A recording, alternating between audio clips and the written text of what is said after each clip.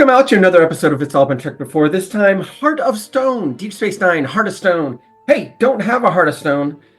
Show your heart and show your love for us. Become a Patreon member. Patreon.com/IABD. Doesn't take much to support us, and you get all the extra goodies. And you can say you're a Patreon member of It's All Been Checked Before. So at a party, just drop that out. Like, oh yeah, I'm a Patreon member of this cool Star Trek rewatch podcast.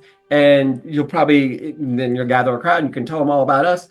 And you will look like a big shot. Speaking of big shots, that's us. That's us. The crew of It's All Been Trekked Before. Discussing Heart of Stone, Deep Space Nine, It's All Been Trekked Before. I'm out to another episode of It's All Been Trekked Before. Your skeleton crew is here. This is you. Jimmy-Jerome, we're here to talk Heart of Stone. Deep Space Nine episode. First impressions. I'll say TOS, but we talked off mic after the show last week about how often people are trapped in caves on Star Trek on a planet. And this falls right into that trope. I was like, oh, are we going to see somebody are they going to be two characters trapped in a cave? Yeah, it was. I thought that part gets to some interesting places. Didn't necessarily love it, and we'll get deeper into that. But I thought both the A and the B had high moments. And I will say the B plot line surprised me more than I thought. Because at first, and I'll just throw this note out there right away, I was like, hey guys, it's another non-B plot. Here's the remote. You can change the channel. But I can't say I love that one either, but there's a couple of great moments that turn me around and I'm like, all right, you know what? And I know you've talked about this, the growth of not only Nog, but Rom, his dad also. So I did enjoy that. And it helps with the thing of like, why are these guys putting up with Quark? And I loved it. They're like, well, we're not gonna. So I'm jumping way ahead, but I'd say it was better than fine, but I didn't love it, but it was better than fine. And we'll get into all the stuff with the cave subplot or A plot, I guess. But yeah, so overall, yeah, like I said, just above fine, but didn't love it for sure. I don't think I like the cave plot all that much. I think I kind of liked it the first time through until I found the twist at the end, and then I've never liked it since. I think there was more of a sense in the first three seasons from the fandom, not on screen, but from the fandom that Odo's pining for Kira. I think there have been like a couple of small hints in the series. Mm-hmm.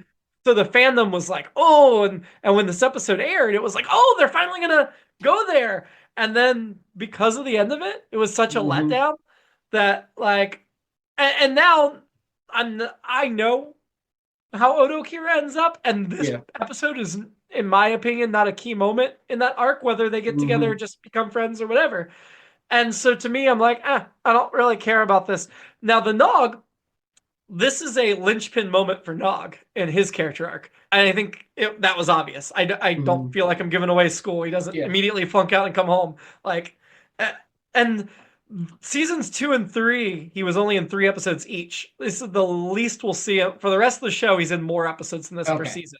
So just because he goes to Starfleet Academy doesn't mean he's out of sight, out of mind. I knew he was going to be back. So yeah, it's just a matter. He's only going to be in one more this season. Okay. And we still have like 13 episodes to go. Yep. But he'll be in more in 4, 5, 6, and 7 than he was the first couple. So we got lots of Nog in our future. And I think they find some interesting ways to keep him in the show without just like, let's do a Nog at Starfleet Academy episode. I don't think they ever did that. I don't think they ever did a Nog at Starfleet Academy episode, unlike the Wesley, thing. So and we won't see him in Starfleet Academy, the new series either. No, because that's 900 years in the future. Although they have a USSS Nog in Star Trek Discovery. Fans went crazy when they saw it, which was a tribute because the actor died. Yeah. And it was shortly after the actor died, so they named it USS Nog, which is pretty awesome. But yeah, and I will say when the DS9 documentary, which we'll watch after we finish the series, that they did a couple of years ago called What We Leave Behind, the writers, part of the documentary is the writers get in a writer's room and pitch what what season 8 would be if they brought it back now, not if they continued it then, because that ship's obviously sailed. If they brought it back now, how it'd start. And Nog is a key element in that, which made it hurt even more when Aron Eisenberg then died soon after, because it's like they can't even do that awesome idea they had that like had Nog front and center for the spin-up for season 8. So I'm disappointed. Nog is one of my favorite characters. I mean, I've got many favorite characters. Garrick's number one, but Nog's up there. And I loved the B plot in this episode because it was so surprising. I mean, I was with the first time I saw it, I was with Cisco and Dax. Like, what's the Yeah. trick? What's the Yeah. trick? What's the scheme? What's he up to? And it just blows you away when you realize, but they did such a good job of connecting those dots to that it didn't And, feel like, oh, it's just a cheap twist. Like, no, you because of the way Quark treats them, we've mhm. established that before when they Yeah. do finally let it boil over, even though they've kowtowed over and over again, Yeah. we understand now that that was more reticent than they ever played it. Well, And now Rom is fully a different character than he was in season one. and yeah, and I guess yeah, and I guess I ended up the same place where at first I'm like, I thought the same thing. Like, where's this going? What are we doing with this? Well, all right, just the thing I usually like just get there, and then when it happened, I'm like, part of me is like, I should have seen that coming, but no, it is great, and it also resets that whole thing because where else can they go with Rom the idiot and Quark and Nog the dumb kid or whatever? So it gives them another place to go. So I definitely enjoyed the beep, and I'm usually the Nog Jake like cool. Jake and Nog are together. And at first I was like, I don't know if I like this one, but it got there, and I ended up enjoying that one much more than two people stuck in a cave again. So We will still see Jake and Nog's stories, but I yeah, will say I think the majority of Nog's story after this is not independent. tied to Jake. Yeah, He's now on a separate trajectory. So and we'll that get makes some sense, more. We'll get a couple. I can think of one episode in particular that is a very much a Jake and Nog story yeah, that we haven't seen yet. So it's not like they're done with that friendship. right. But But it makes Nog sense has his own story where he'll interact as with they different age that characters. they just Yeah. like everyone else as you grow up you Yep. get into And other if things. Nog's going the Starfleet trajectory and Jake's not, then Nog's going to be Right. interacting with more of Yeah. the crew, and Jake will be Hmm. interacting with them less, right? Hmm. So they have Hmm. their own arcs. I mean, Nog's in almost as many episodes as Jake is, even though Yeah, because Jake's only in like half the episodes. that's cool. Nog's not in half, but he's in Right. 47, I think, like a Okay. large number, yeah. Yeah. But I like the B plot better. I will say I got major whiplash from the previous episode of DS9 because it was too that first last Deep Space Nine episode was Bareil dying, which was a little bit of Kira plot, but Hmm. mostly Bashir Yeah. and Jake and Nog. And I was getting whiplash within that episode, going back and forth from Right. goofy to super serious. Yeah. But this, like, we get Kira immediately, new romantic love interest. Bareil just freaking died. What the hell, I dude? Like, you can't even let her have no love interest for one episode. And I then wrote that down. and then Nog, and that was my alternate episode, is let's just let Kira not have a love interest for half a second. And Nog was just like super gross and immature and awful last week. And I don't think that was as jarring because I get that people are complex characters are multifaceted. And nothing that he did last week contradicts his evolution in this week's Yes. because Correct. they're different sides of his personality. But it's still, if you take it as a whole, of Nog showing such a different side of his personality and Kira going from one guy to the other, like just such major whiplash. I do feel like there should have been like 6 episodes at least in between these two. I wrote she got over that real fast, but I will say, and while we're jumping in, Oh, she I did it. immediately, well, I wrote down splitting up seems like a bad idea. And, Scream and everybody else, and this is right before Scream came out. But after all those 80s movies and many other movies, things where people split up, it ends up poorly. I immediately thought, oh, there's something up. And it kind of just stayed in the back of my mind the whole episode. And so it was still it was there. Obviously, I knew Kira wasn't going to die or whatever. But I will say that I still, when she says, "Oh, I love you too," I was like, "Oh, snap. This is happening. She's moving on." Like I said, I wrote the note. But then when it was like, "Nope, I'm the changeling," I'm like, my spidey sense was correct that it was just so fast. It was reminiscent of Savage Curtain when they, and I know I can't believe how much I referenced Savage Curtain, but kind of the Spock, help me. It was like immediately the voice was like, "Hey, I'm over here," and and you might get in this later, but I some of the things I was reading were like for the changeling to go through all these machinations and for this to work out right doesn't make any sense or whatever.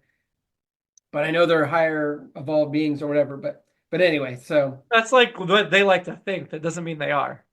right, right. They're arrogant beings. Yes, and of course that also made me be like, oh boy, If that had been real Kira, And they did this true episode of Odo professing his love, whether she returned it or not. And there was no mention of Burial or anything or any mourning over that. This would have been such a terrible episode. It's only excused because it's not real Kira. And even then, Odo has to be. I get that Odo saying she loved him too was his trigger. I know we're jumping all over the place. We're talking about at the end was his trigger, but at the same time, like, yeah, dude, like it was pretty like, yeah, she has not shown any. It's very much been one-sided portrayal, and it would have felt way too easy for her to just be like, "I love you too." Yeah. Yes. And yeah. I mean, Odo's not going to get over his crush anytime soon. That's an ongoing plot thing, but she's still not aware of it at the end of this. So yeah, which I guess makes it all just a whole Odo journey, I guess, or whatever. But also, how bad down on yourself do you have to? Well, first, how self-involved do you have to be to like? You're in love with this woman, and you're pining, and you make it about that. She's dying, and like Burial just died, and whatever. Like, and you did. But then, like, also, how down on yourself do you have to be that a woman telling you that she loves you is your trigger of, oh, that can't be real? Well, we know he's very down on himself, so yeah. Well, I think they dropped the line earlier in the episode about O'Brien lending him detective novels, which I believe they mentioned in a previous episode, but that was part of like, oh, yep, he's a detective. He's looking at it like a detective. Just remind us that he is a detective and he thinks that way. Yes. It really paid off, the detective stories. Jumping to the beginning, we start with the runabout ride with real Kira in that scene. And man, is Odo being a passive-aggressive, whiny little... I almost wrote that down. I was going to write, that was quite the passive-aggressive move. I'm glad you said that. Yep. Said about something? No. I can tell you're upset. Can you just tell me what it is? Well, you didn't ask me if I wanted to go to dinner. You didn't want to go to dinner. No, but you could have asked. It would have been nice. It's like, dude, she knows you. She doesn't need to ask. That annoyed the heck out of me. Also, I did write down, isn't Odo in charge of station security? They made an excuse to get him on the Defiant that made sense earlier. But why is he off running these missions with Kira? He is station security, not Starfleet security for the whole crew. Yeah. It just doesn't make any sense why he'd even be on this mission. No, and he's looking at some monitors and she's looking at different monitors, and I never know how they split some of those up. Like on the bridge of the modular, they can make them do whatever. Yeah, like on the bridge of the Enterprise, it's like, oh, I'm the science officer, I'm the weapons officer, whatever. But the bridge stations on the Enterprise are modular too. They can immediately change an engineering station to a science station. Yeah. And next gen. In the original, they were all assigned. Yes. Yeah. But next gen, you just hit a button and it switches what it is. So makes sense. I mean, we can do that now. They mentioned that the sensors are jammed or whatever, and I'm like, what doesn't jam sensors? And I know. I'm going to keep beating this dead horse of sensors are... They're very finicky. They're finicky. That's the exact word. That's a good word. Very sensitive. Let's talk through the Odo Kira plot first, then we'll go back and do the Nog plot. I just had that thought because my next note was Odo. I'm like, nope, let's...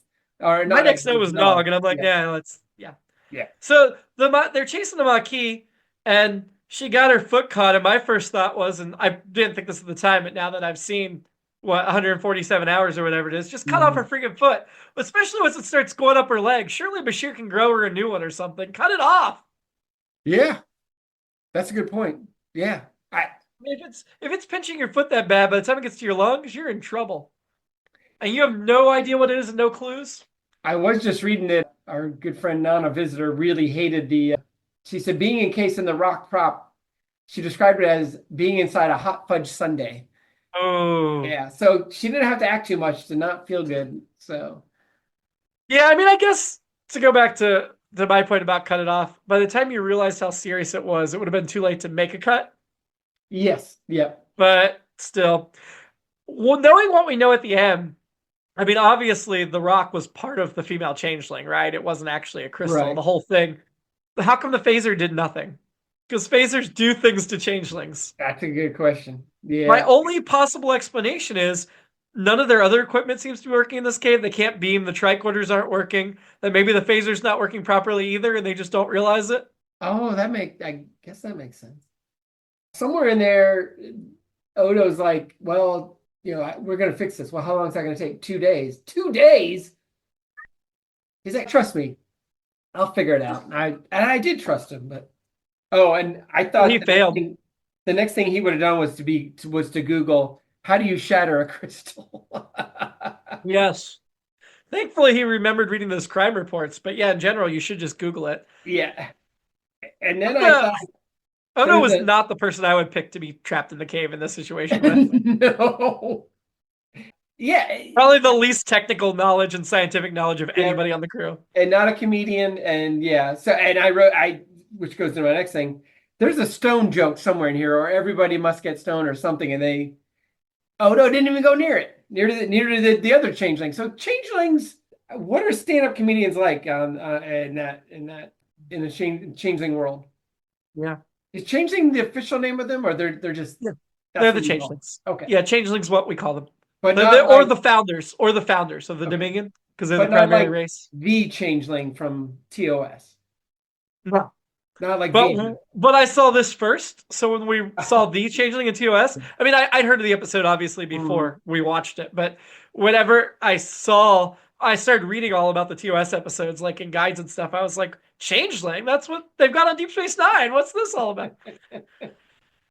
Odo's sure spending a lot of time with O'Brien lately, reading his books, going rafting with him. Are they buddies now? I thought that was O'Brien and Bashir. Or is So O'Brien yeah, just that desperate because Keiko's gone that he's just hanging out with anybody? I have yeah, and he was yeah, but yeah, I have two questions. One is, and they don't I they don't specify, but they get kind of close. Are they in two one-person kayaks or in one two-person kayak? I don't know. I feel Yeah. like heard him talk about doing that with Bashir too. I'm guessing like it's just they got to keep passing back and forth while Keiko's gone, and Odo eventually had to take his turn. And then he talks about O'Brien's sea shanties, which I like. Yes, Is that I I guess they lean into the Irish thing a lot, but is Louis stereotypes. Louis really from I didn't look into this. Is Louis Louis really from a sea shanty? I don't The think so. Kingsman song. I know it was banned in some places because it's supposed to be very dirty that or at least they thought, but the lyrics in the most famous version in by the Kingsmen is mumbled so much that you can't tell, but Right. There once was a man named Louis Louis. I don't know. well, it's Louis Louis. I guess that Man, was he just was a really miserable. I guess that's just a joke because it looks like it was written by American musician Richard Berry in 1955. Ah, Oh, it is based on the tune El Loco Cha Cha, popularized by bandleader Rene Touzet, and is an example of Afro-Cuban influence on American popular music. That makes, oh, well, hold on. It's the first person story of a lovesick sailor's lament to a bartender about wanting to get back home to his girl. So, there you go. all right, I guess it is, and I guess that makes it a sea shanty. All right, good job, Halfway yeah. through this, halfway through this episode, I know I already knew that it wasn't Kira. I already knew it was the Yeah. female changeling, but Kira I, acting all soft and crying so much, that always struck me as odd. Like she's not even, Kira would not be crying in this situation. I don't buy that at all. She can show emotion, but she's yeah. way too tough. We've seen her in life-threatening situations, and she's not. Well, and that's a good point, and I'm doing it in hindsight now, but it seems like she would have been more desperate and fighting and trying to do whatever she could because she seemed very resigned to it from the drop. Like, well, 2 days. Well, all right. Well, I hope you can figure it out. Yeah. And I think I can't remember who says it, but one of them, the two of them says, "We've been in worse situations," and it reminds me of I think it was a joke in a movie, but I say it a lot, and in reference to sports, when a team gets behind by a lot, it's like, well, they probably can't come back, but stranger things have happened. I can't think of one, but stranger things have happened. And I felt like I think they said something along those lines, or at least they thought it like, we've been in worse situations. Oh, well, yeah, she say, well, tell me three or whatever. It's like, Yeah, yeah. well, And he's like, yeah, most people would just say, no, we haven't, but you yeah, have. yeah. Yeah, they tell you. So it's very similar to that joke, and I wish I could attribute that to the whoever I got. It might have been Martin Mull, maybe, but I did enjoy the origin story of Odo's name. Enjoy is a I had strong that word written down because it's too. kind of a sad thing, but it's also I thought it was very interesting. So I did like that part. And then Agreed. we get into this goes to what we were just saying, which it did, more to the this isn't Kira. She pretty much is like, go on without me. I'm doomed. Leave me here. Before we find out it's all a test or whatever, which I hate. Odo's trying to help her, and at one point he makes a shield over her as the rocks are falling. Hmm. But like, couldn't he shapeshift into something useful at any point? Like make a hand a pickaxe and try to use Hmm. that or whatever? Like we never see him do anything. Or a Yeah. pry bar or even shapeshift into like a cocoon around her to like before it gets over her chest to like make structure and give her space so she doesn't die. Well, Till help and comes. I didn't think about this so much now, but when he's using the computer to try and figure it out, and he says like, "Oh, it must be learning and changing." It's like, well, it makes sense that in hindsight that whatever he did, the changing would just change or whatever. But yeah, yeah, yeah. I my last note is just a weird note, or for at least for this storyline. The I don't know if this was intentional, but the changelings, there's something going on with the chest. Like it's lopsided. I don't know if that was supposed to be something else going on to be like they're amorphous or they're, Mm. I wouldn't say transgender, but not of any gender or whatever. But it was, and Yeah, I they're know not it's the same woman who played that Salome part Janice. in, yeah. The two-part season premiere, and Yeah. she'll be in a bunch more episodes. Yeah. They definitely coded her as female for a reason. I think to make us small-minded humans understand Yeah. the stuff between the two of Hmm. them more because they have a lot of scenes together in the series. Okay. But yeah, it I don't know. They definitely tried to make her look less gendered, even though they coded her as female. That makes sense. That's, yeah, that makes sense. And we And also, mentioned, it's kind of the same shape of robe she was wearing when that actress played the yeah. alien that seeded all the planets in Next Yeah. Gen. Yeah. Yep. Yep. Same actress. They should have really done something different.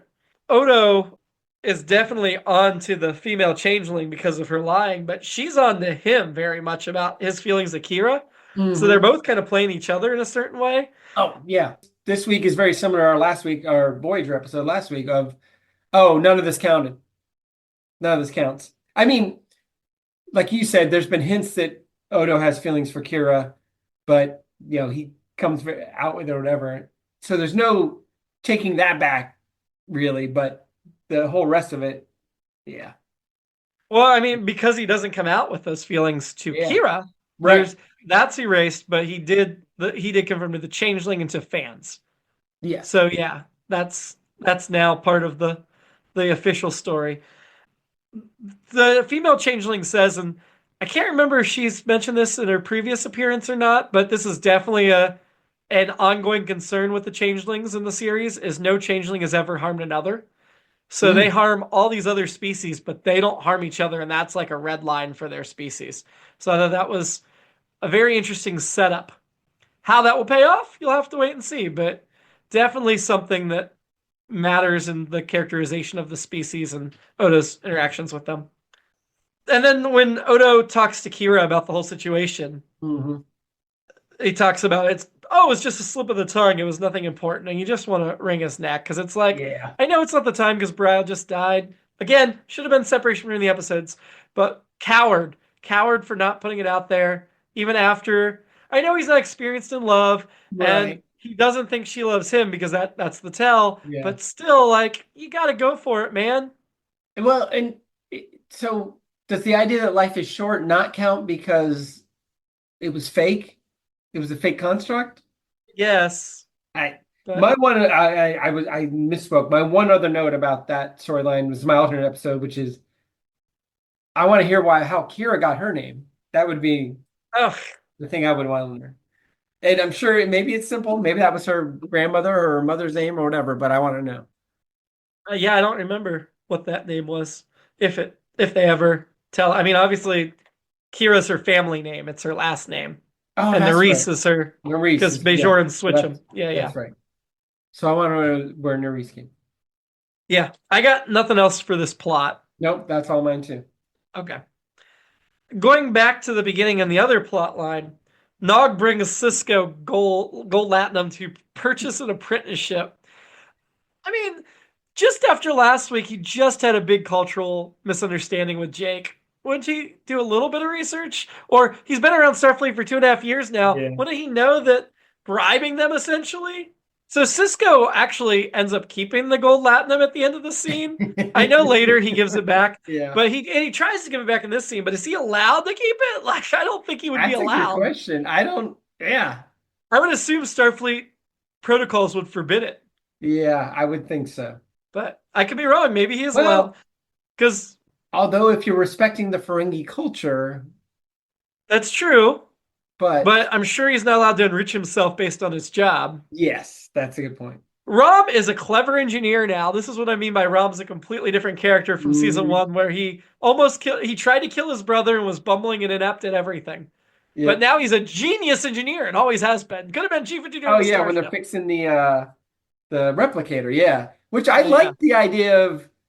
I love whenever we actually because it didn't. I like that it didn't feel like, and this I've talked about this. We've talked about this with DS9 before too, but it wasn't like, oh God, we got to fix this thing, Scotty, you got to fix this, otherwise this planet's going to explode or the galaxy or the ship. It was Oh no, this things is of DS9 break all the time. yeah, That's this daily is life. hey, we got to fix this week, so we can feed everybody, or feed the people that come into our establishment, kind of a thing. So And O'Brien will get around to fixing them, but he's got a whole station to fix, so Quark doesn't like to wait. well, But yeah. So but wait, season 1 Rom couldn't have fixed it. so is it one of Quark's replicators or is it one of the Yes. station? Okay. So would Yeah, O'Brien have but to we've fix seen that? we've seen in previous episodes when the replicators are going down all over the station in Babel in season 1. Yeah. Replicators are going down all over the station, and O'Brien said, "I'll get to yours. It's just going to take some time because there are other higher priorities." I would love to read the lease agreements for I Quark. the detail that it states in Rob's contract that everything is his fault. That that was pure humor, but also really, really sad. It made me laugh very much. I thought it was very funny. But you're right, it is sad, which also makes it funny. Now, this is kind of off of the main B plot, but the scene where Bashir and Cisco are talking about the ensign who's now budding and going to have a baby, and how excited Cisco gets. And Bashir's like, yeah, and O'Brien and I are throwing him a baby shower, and they talk about the gifts they're getting, and Cisco's like, well, count me in, I'm going to be there. And I thought it was so awesome and so refreshing to have this group of guys excited and throwing a baby shower. It was a really cool, almost a throwaway scene, a throwaway exchange. I enjoyed it too because I kept like, is that okay? Yeah, all right. And it's almost like a Bechtel test opposite. I don't know, like it's seeing men in a way we never see them portrayed in a very good, emotionally healthy way. yeah, That shows how enlightened they are in the 24th century. This is probably one of my reactionary is not the right word, but like I'm not like I shouldn't be at a baby shower. Although I was at one of yours. You came to Zoe's. Yeah, but My daughters. But I brought her Star Trek gifts. I did, yeah. But generally, I'm like, well, maybe those should be separate. I don't know if I think they should be separate, but I'm losing the context of one that I was at. For the co-ed baby, most co-ed baby showers today, along in my peer group, seem to be co-ed, and I'm all for that. Yeah. But for the men to be excited and planning it and running things is, man, you still don't see that in 2024. So yeah. great. Yeah. That's true. And I think the one that I was kind of at was like, I'm not the audience for this. I feel like yours was, I had a great time at that one, but, and so I think they're probably different now than they were. We're talking like 30 years ago. And not that they have to cater to my white cisgender nonsense or whatever, but I just feel like, you know what? I'm not the crowd for this. I should be in the other room. But now, could they only do this plot because it was a male crew member that was pregnant and budding? Because they mentioned it being a male that was budding, which felt almost unnecessarily like, can't we just have the men excited to throw a female officer a baby shower? Like, why has it got to be a man? That's a good point too. Yeah, because and I'm on board for all this. I wonder if this was, when we get into the Orville, which we'll get to eventually. We have I'm trying to forgot it. Bortus and Cletus. yeah, and that whole storyline and all that. That's It what also was I an think is interesting ensign, too. and to see the senior officers getting Yes. excited to throw an ensign a baby shower was Yeah. also heartwarming and Yeah. awesome. Yeah. Everything about that almost felt like a lower deck scene It and they in played a good it, way. and the way they played it was not like it was a big deal. It was like, this is a thing we're doing. We dig this guy. Can't wait to do this. Which I think is Right. the way I think It in didn't seem like it was an out of ordinary thing. Like, yeah, oh, this is the one guy we're going to throw up for. No, great, another baby shower. Like, yeah, they got as excited as the women I know that like babies get excited about yeah. throwing a baby shower for their female friend. I mean, I think everyone's, whether they're handing out cigars or whatever you're doing, everyone's excited when someone's having a baby and wants to have a baby. That wants to, yes. So yeah, When it's a wanted baby. yeah. So I'm glad you brought That's a that good caveat. That was a really cool. One of my favorite scenes in the episode, That's a other great than the little. Nog climax. Yeah, Yeah. because they could have just had some other dumb conversation. I shouldn't say dumb, but some other. But that was cool. Trivial. Some other trivial conversation. Absolutely. Just and like you said, a throwaway thing that didn't pay off or mean anything in any other context, but But so glad they included it. and for both. I mean, we've talked about Bashir's elevating, and I feel like Cisco's even more like almost skipping. He's so excited about it, which is great. Well, we know how much he loves Jake and how much he Yeah, values yeah, children. yeah. And so it surprised me more that Bashir was excited than the other Mhm. ones. But also, Bashir's evolution is now complete. Like, Yeah. it's been kind of complete for a while. Last episode, we saw him like Mhm. standing toe to toe with Kai being a good doctor, Kai Wynn. And yeah, he's no longer the sleazebag that you want to avoid. He's like a good, solid person Yeah. that you can count on and compassionate and all that. And also talking about good news, because it feels like most of the time we're not talking about good news. And we'll sidebar this, and maybe this will just be the patch around people or whatever, but I can't remember which Lower Decks episode it was this season. There was one where they talk about how they thought the lack of conflict would make things better, and it didn't. And I thought that was a reference to early TNG. And so I very much enjoy. That was one that I was like, I wouldn't have got that a few years ago, and now I completely get it, and I Could really, be. really Could enjoyed be. that. So anyway, now back to Heart of Stone. So Cisco has Dax give Nog an assignment to check valuable equipment, Uh-huh. inventory it. But then after he's done with it, how does Dax know nothing's missing unless she re-inventoried it? And he even So found much, things they didn't get in the first inventory. If he got a copy of that, he could have just stole those things. How do you know he so didn't much, have a copy and found some to be a hero, but then like others he stole?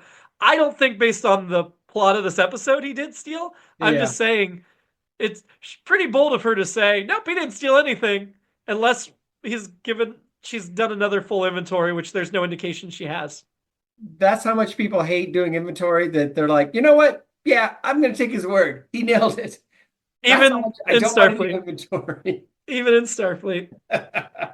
24th century, they haven't improved inventory. They just haven't. Yeah.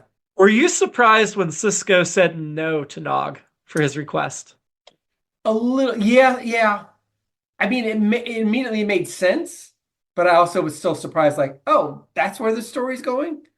I thought and I obviously I knew that wasn't the end of the story, but I still was like, oh, I thought the story would be like, yeah, I'm going to say yes, but, and then we go from there. But yeah, so yeah, I was a little surprised. Yeah, like it felt very like you build to it and then you turn it Mhm. down, but especially because he did the inventory.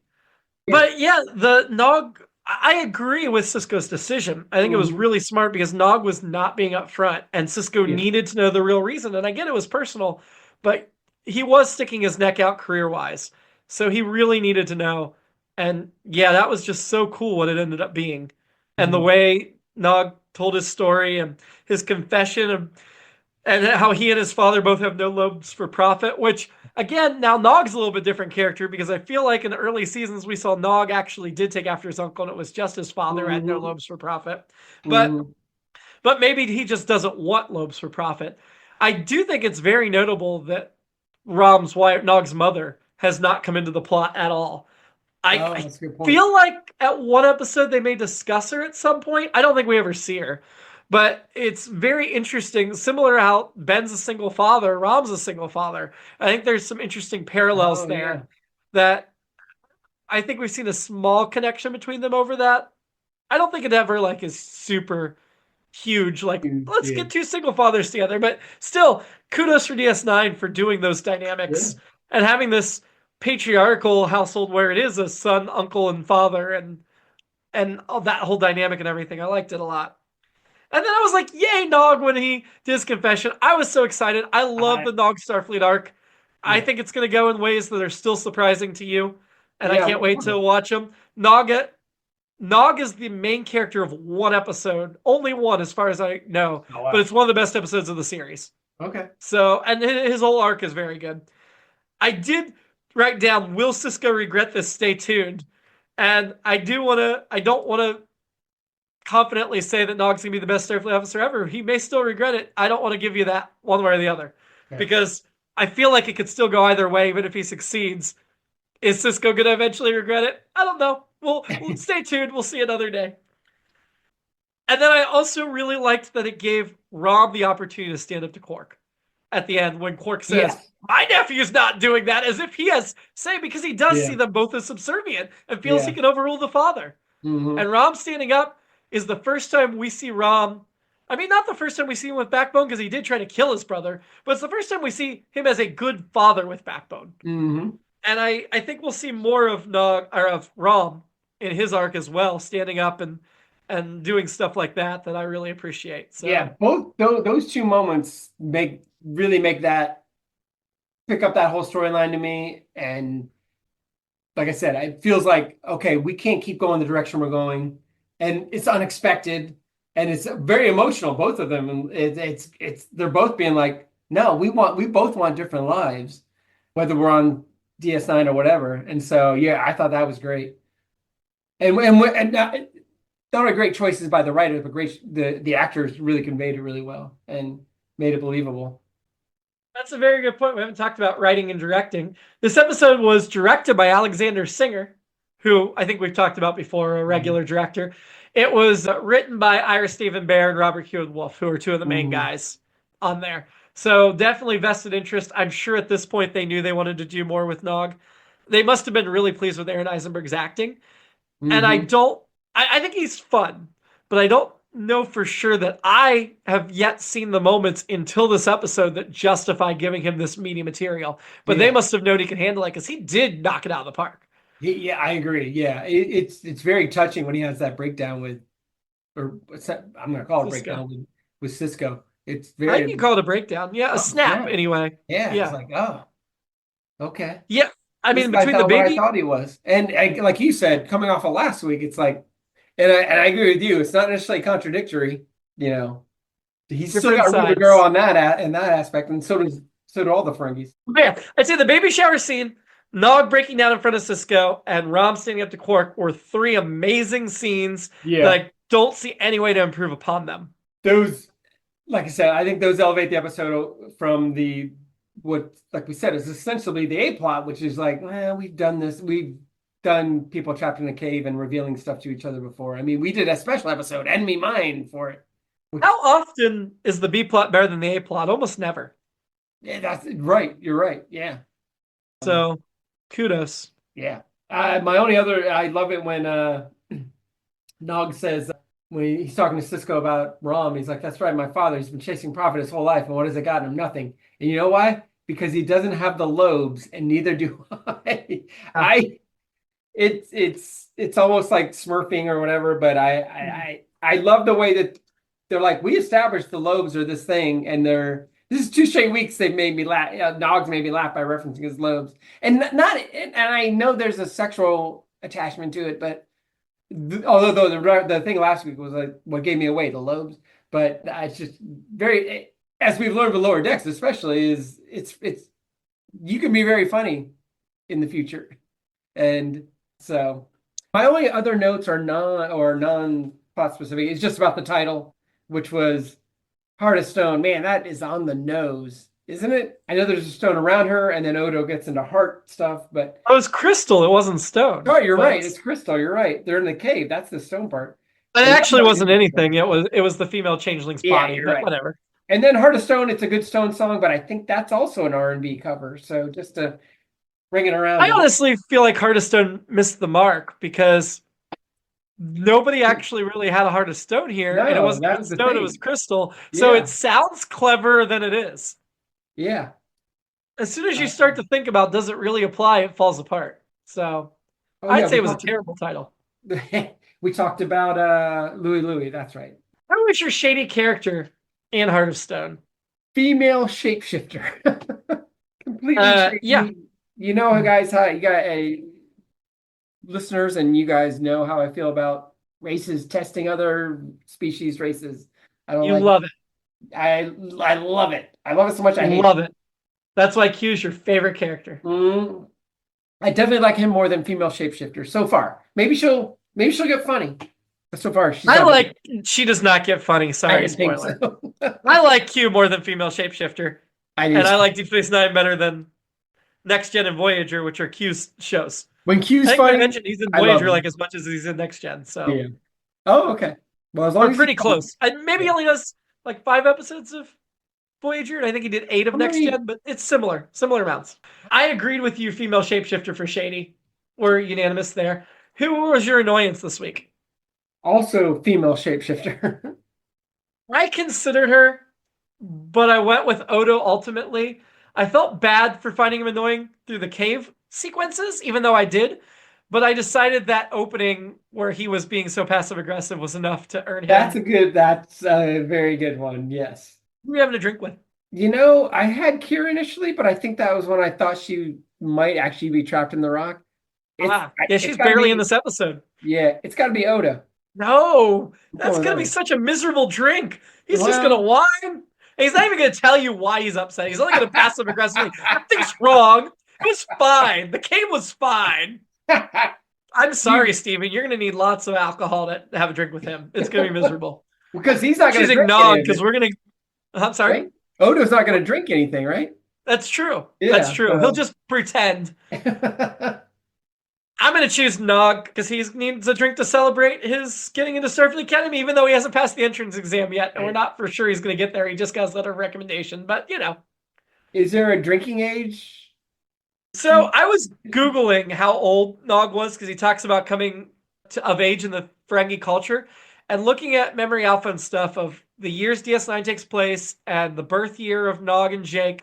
I'm pretty sure Nog is 18 at this point, was 16 when the series began, and is 18 now, 18 or 19. Okay. Whereas I believe Jake was 14 when the series began, so it would be 16, 17 now. So I think Nog's like a year and a half, 2 years older than Jake. Okay. Character wise. The actor Nog was like 30 when the series started. He plays Nog. Oh, okay. Whereas Jake actually was a kid. The actor that played Nog was never a kid. So it was I know he got along very well with Kirk Lofton. They had the Deep Space Nine podcast for a year before he passed away. But I would imagine that on set, like he may have talked to the other actors, like finally get to work with some adults. Because they did. They were two teenage characters, but one of them was not a teenage actor. Yeah. Well, which happens a lot. Ranking the episode. Oof. Oh yeah. I'm struggling a little bit because I don't want to start at the top because the Odo plot wasn't good. But the Nog plot was so good. If we were just ranking the B plot versus the A plot, man. Yeah.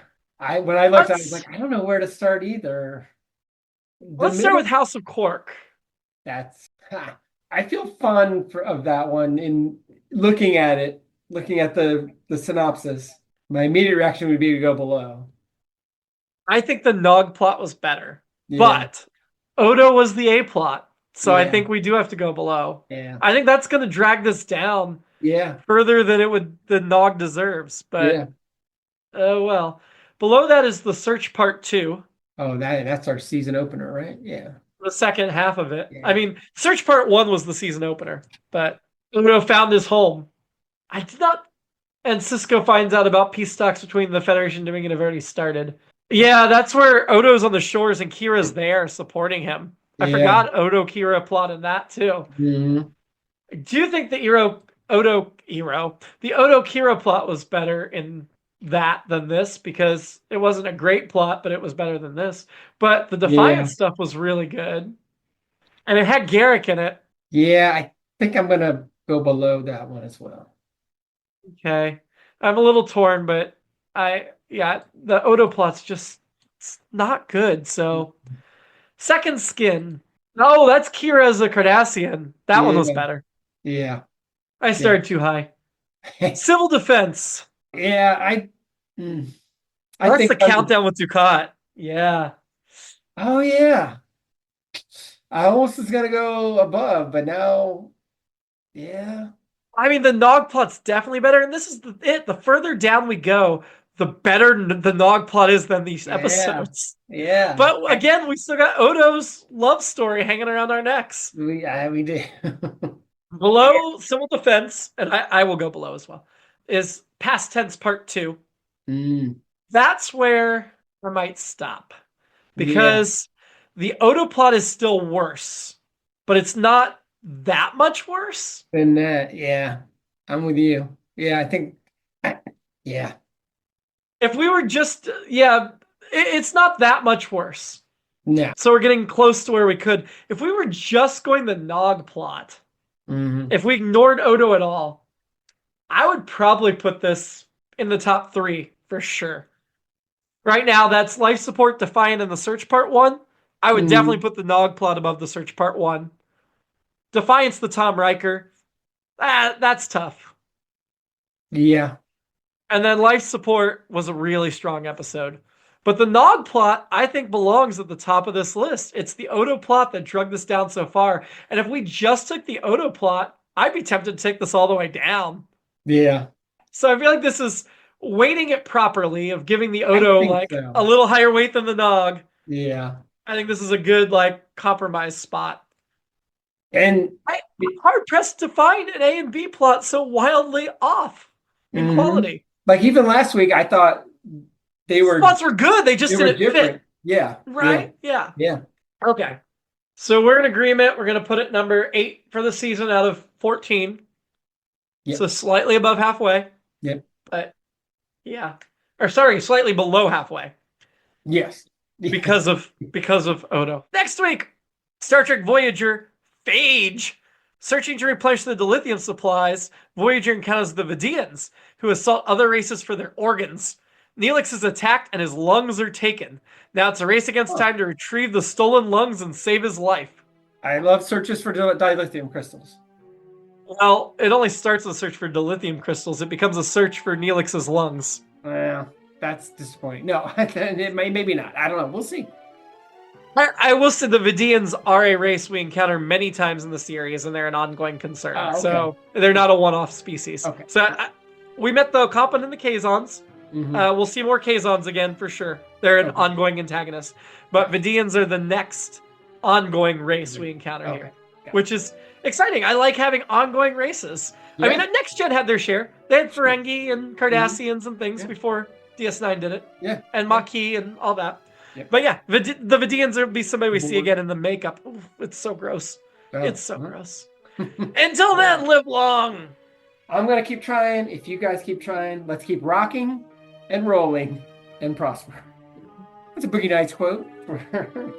just to try back to the heart of stone and the rocking.